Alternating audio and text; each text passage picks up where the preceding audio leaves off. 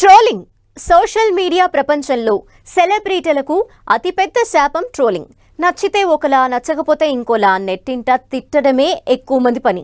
Social మీడియాలో trollers బారిన పడని సెలబ్రిటీ అంటూ లేకుండా పోయారు. ఎంత పెద్దవారైనా సరే ట్రోలర్స్కి ఏ మాత్రం లెక్కలేదు. ప్రతి ఒక్కరూ ఏదో సమయంలో బాధితులే. అయితే టాలీవుడ్లో ఓ హీరో తనపై జరుగుతున్న ట్రోలింగ్కి తెగ ఫీల్ అవుతున్నారట. ఎప్పుడు ట్రోలర్స్ తననే ఎందుకు టార్గెట్ చేస్తున్నారని వాపోతున్నారట.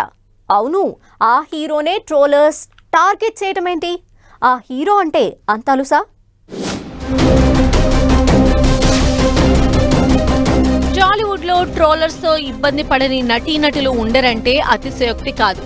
దీనికి ఎవ్వరూ అతీతులు కాదు. అగ్ర కథానాయకుల నుంచి హాస్య నటుల వరకు అంతా ట్రోలింగ్ బాధితులే. నెటిజన్ల తిట్ల దండకంతో చాలా మంది సెలబ్రిటీలు సోషల్ మీడియా అంటేనే భయపడిపోతున్నారు.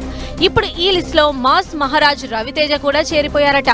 ఈ మధ్య సోషల్ మీడియాలో రవితేజను ఎక్కువగా టార్గెట్ చేసుకున్న ట్రోలర్స్ వెంటాడి వేధిస్తున్నారంటున్నారు. Mass Maharaj Ravi Teja cinema release అనగానే సోషల్ మీడియాలో ట్రోలర్స్ రెచ్చిపోతున్నారు. ముఖ్యంగా రవితేజతో జతకట్టే హీరోయిన్ల విషయంలో ట్రోల్స్ ఎదుర్కోవాల్సి వస్తోందట. ప్రస్తుతం రవితేజ వయస్సు 56 ఏళ్లు. కానీ ఆయనతో జతకట్టే హీరోయిన్ల వయస్సు 20 నుంచి 25 ఏళ్ల లోపే ఉంటోంది. దీంతో రవితేజను టార్గెట్ చేస్తున్నారు ట్రోలర్స్. తన వయసులో సగం కూడా లేని హీరోయిన్లతో డాన్స్లు, రొమాన్స్లేంటంటూ ఒక రేంజ్ లో రెచ్చిపోతున్నారు నెటిజన్స్.